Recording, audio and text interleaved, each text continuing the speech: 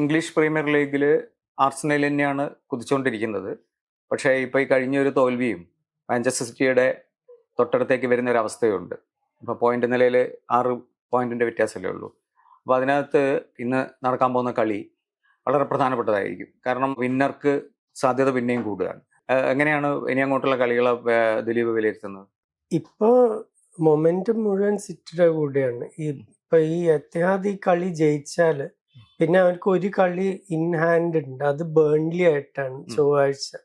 അതും കൂടി ജയിച്ചാൽ സിറ്റി ടോപ്പായി. ഈ 2 കളി ജയിച്ചു കഴിഞ്ഞാൽ സിറ്റി മിക്കവാറും ടോപ്പായിരിക്കും. പിന്നെ അവരെ പിടിച്ചാൽ കിട്ടില്ല. ഇതിൽ പ്രശ്നം എന്താണെന്ന് ഒന്ന് ജയിച്ച അനുഭവമുള്ള ടീമാണ് സിറ്റി, മറ്റേത് ജയിക്കാത്തൊരു ടീം ആർസണൽ.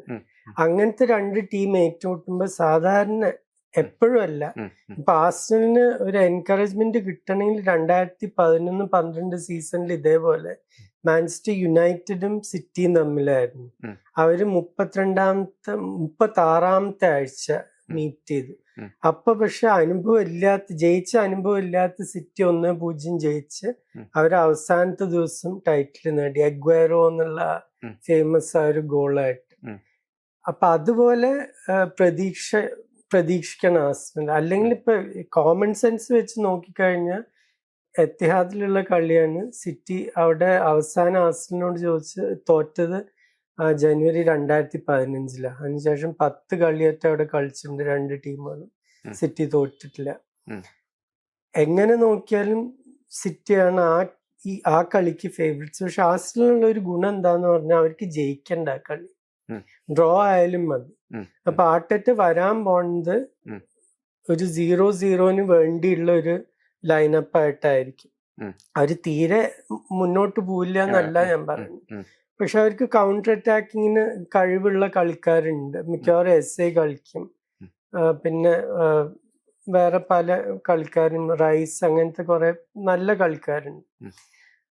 പക്ഷെ അവര് സെറ്റപ്പ് ചെയ്യാൻ പോകുന്നത് ഡ്രോന് വേണ്ടിയിട്ടാണെന്ന് എനിക്ക് ഉറപ്പാണ്. പക്ഷെ അതിലുള്ള പ്രശ്നം എന്താണെന്ന്, ഇപ്പോഴത്തെ സിറ്റി സെപ്റ്റംബറിലത്തെ സിറ്റി അല്ല. അതിനുശേഷം സെമന്യോ വന്നിട്ടുണ്ട്, റയൻ ചോക്കി സെറ്റിൽ ചെയ്തിട്ടുണ്ട്. ഈ 2 കളിക്കാരും പിന്നെ ജെർമി ഡോക്കും ഉണ്ട്. ഈ 3 കളിക്കാരും വളരെ അൺപ്രഡിക്റ്റബിൾ ആണ്. ഈ ചില കളിക്കാർ നമുക്കറിയാം, അവരിപ്പോ ലിവർപൂളിന്റെ കോഡി ഗാക്പോ എന്ത് ചെയ്യും, ലെഫ്റ്റ് വിങ്ങിന്ന് ഉള്ളിലേക്ക് കട്ട് ചെയ്യും, ഷോട്ട് കേൾ ചെയ്യാൻ നോക്കാം. അത്രയും പ്രഡിക്റ്റബിൾ ആയിട്ടുള്ള ഒരു പ്ലെയർ ആണ്. ഇവര് 3 പേര് എന്താ ചെയ്യാൻ പോണെന്ന് അവരുടെ കോച്ചിന് തന്നെ അറിയില്ല. അപ്പൊ അങ്ങനത്തെ കളിക്കാരുടെ എതിരെ നിങ്ങൾക്ക് ഒരു ലോ ബ്ലോക്ക് ആയാലും ഡിഫെൻഡ് ചെയ്യാൻ ഭയങ്കര വിഷമം.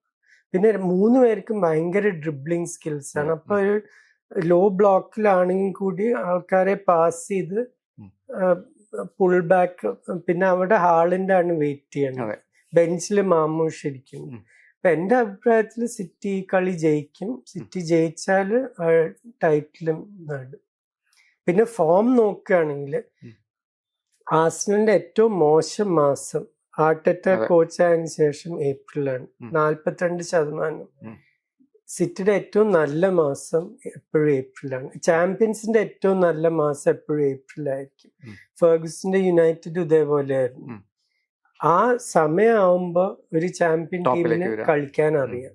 അത് ഈ ഗാർഡിയോളയുടെ ടീംസിന് അറിയാം.